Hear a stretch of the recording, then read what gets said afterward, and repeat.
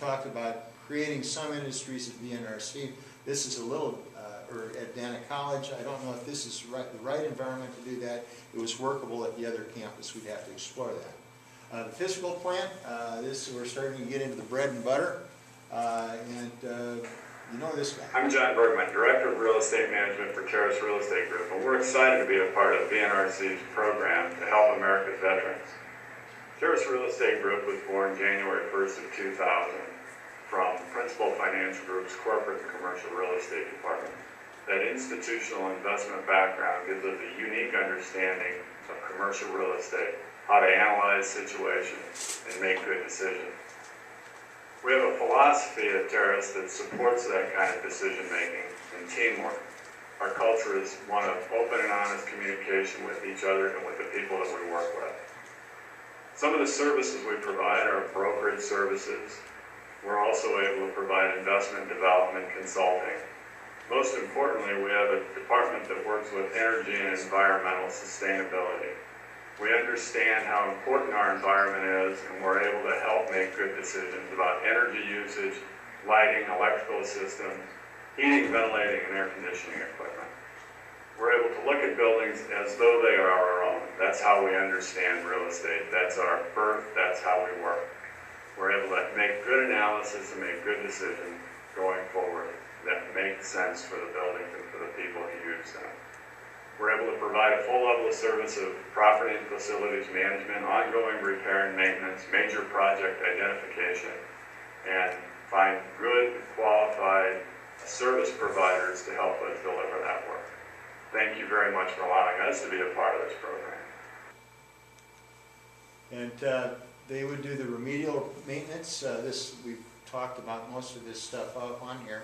They'll do a survey and assess the campus, make financial recommendations to the VNRC Dana board. If we have big projects, some of the ways that we would fund those would be industrial revenue bonds.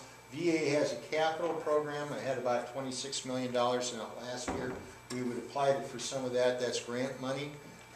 We'd have to have some kind of match probably.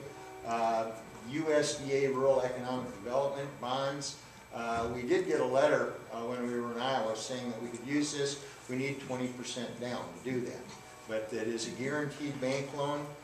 So if we can get the 20%, we could possibly purchase a campus or do some of these major renovations that we're talking about. We also have access to volunteers. There's a lot of American Legions and DFWs and AMVETs and these kind of groups that would be very happy to work with us. We have been exploring annual training opportunities for engineers. If we have a big project where you've got bulldozers and those kinds of things, that's available because we're a private nonprofit dealing with veterans. And of course, this is an opportunity for job training also. Campus utilities, John talked about that. The big thing here, I think, is the long-term capital plan and the green initiative. Trying to squeeze that energy dollar as best we can. Architectural assessment and repurposing. We did a fairly decent repurposing. My name is Brian Schwartz. I'm with Envision Architecture, and I've done some planning for the Veterans National Recovery Center, the NRC campus. I am an Air Force vet. I did a short tour in Kuwait, and part of my passion is to give back to those vets that have continued to serve our country.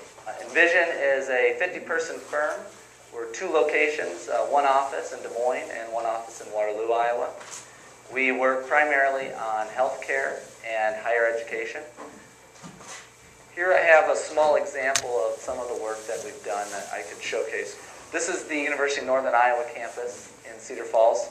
We've done the master planning for this campus along with multiple buildings here, just showing different phases. We've been working here for quite a few years. It's been a really good project for us. It brings campus planning knowledge to the VNRC. This project over here, this is the Sullivan Brothers Iowa Veterans Museum. And this museum is dedicated to veterans, and it showcases multiple wars and multiple fronts that our veterans have served, along with all branches of the military. We thank you for your time. We look forward to working on this project. We think this is a great project that's going to serve our veterans all across the nation. Thank you.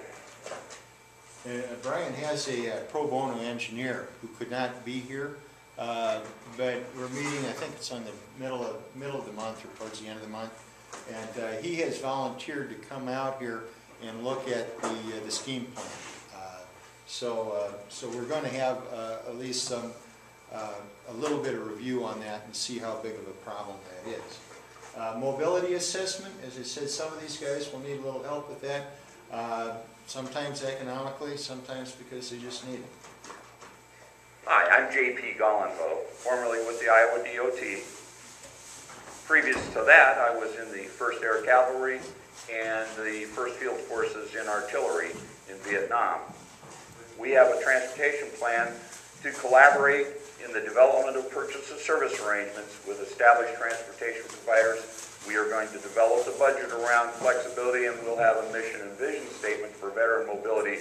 One of the key things is that we're going to try to provide veterans with, at the very least, capabilities for self-propelled mobility, and we will use any resources we secure to allow them to purchase mobility aids or to provide them on a loaner basis, whether they be wheelchairs, scooters, bicycles, tricycles, recumbent bicycles, and the safety equipment, which is what I'm demonstrating. Veterans will be provided with training on how to use the equipment, whether it's something as simple as a bicycle tire pump, helmet, this vest, or the light that's on the helmet. In addition to the self-propelled mobility fleet that we will have, we would establish a transport fleet of 12 to 22 vehicles. Many of them will be ramp or lift equipped as federal programs require.